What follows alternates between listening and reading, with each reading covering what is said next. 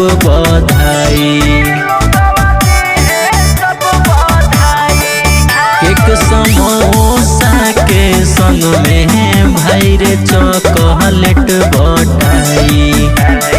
केहू आई कार से तो केहू आई थार से, केहू आई कार से तो केहू आई थार से। जन्मदिन मनावल जाई पावर स्टार के, जन्मदिन मनावल जाई पावर स्टार के, जन्मदिन मनावल जाई पावर स्टार के, जन्मदिन मनावल जाई पावर स्टार के,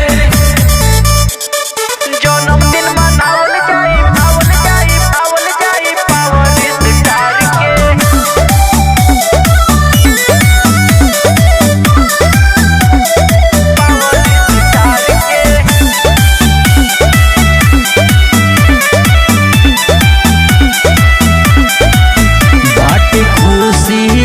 के दिन लोगवा जुटी रातों दिन, भैया पवन सिंह के मनी धूमधाम से जन्मदिन।